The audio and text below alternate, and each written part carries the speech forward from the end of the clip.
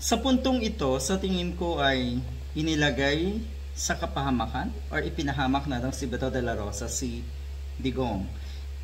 Sa bibig mismo ni Bato de la Rosa nanggaling na kuno yung mga binitawang salita ni Digong doon sa Senate hearing or investigation, yun daw lahat na yon ay pawang jokes lang.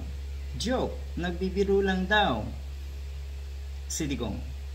Ganyan ang nangyayari ngayon. Sa tingin ko, si Bato ay pinapahamak din ni Duterte. Ganyan kasi po, pag nagsisinungaling, talagang mahuhuli at mahuhuli sa bibig. Diba nga? Anong sabi ni Bato de la Rosa? Ni Digong, na kuno etong si Bato de la Rosa ay commander mismo ng isang death squad.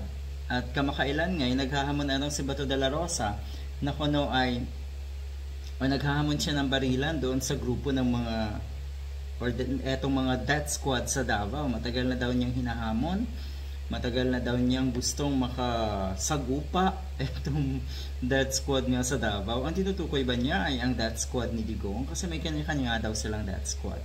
Parang dumating na sa puntong ito, dumating na yung punto na hindi na maitago na itong mga ito ang sekreto ng bawat isa.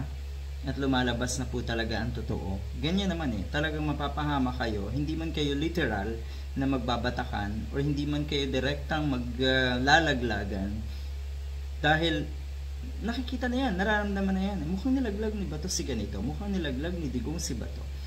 Hindi man direktang naglalaglagan, pero doon at doon patutungo. Kasi kayo po ay mga guilty, hindi niyo malaman kung ano ang or paano niyo lulusutan ang mga sitwasyon. Kaya ganyan ang nangyayari. Pwede palang makasuhan talaga itong si Digong dahil nga sa sinabing ito ni Mr. Bato de la Rosa na kuno ay biro lang or nagbibiro lang itong si Digong. Yung mga statements daw niya sa Senado nga ay pawang biro lang.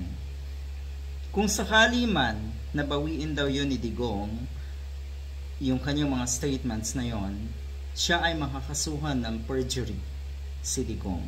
Pero sa puntong ito, kahit hindi niya bawiin, kung hindi natin sigurado kung paniniwalaan ito ng korte na joke nga lang daw yung sinasabing iyon ni Digong ayon nga kay De La Rosa, ay 'di ba?